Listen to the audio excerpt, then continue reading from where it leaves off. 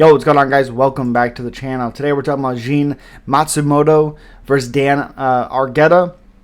Gene, 14-0, 24 years old, 5'6", with a 68.5-inch reach, fighting Dan Argueta, who's 9-1, 2-1-0-2, 2 no contests.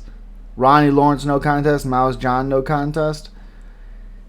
Did Dan? Oh, he lost to both of these. He lost both of these fights, and they changed to no contests. Okay. 30 years old, 5'7", with a 68-inch reach, half-inch reach advantage for Gene.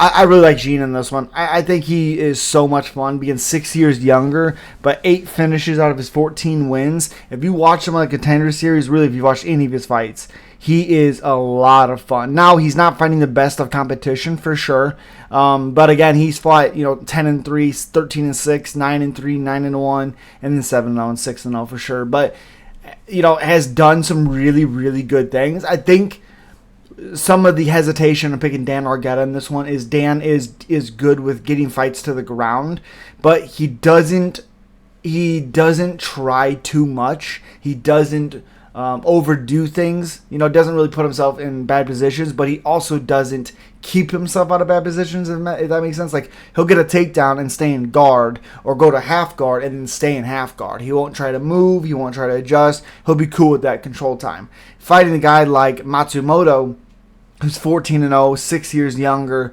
and has, I think 8 finishes, as I said. This guy is going to be busy, going. And I really like Matsumoto in that regard. I do think Dan Argueta can do some good things, like closing the distance against the cage, some nice dirty boxing. His transitions will be nice, but I also think Matsumoto, being a little bit more crafty in certain areas, gets this fight to where he wants it, and that is ultimately the dub. I think Gene Matsumoto improves to 15-0. And as always, guys, subscribe, like, comment, and let me know who you're picking. Peace.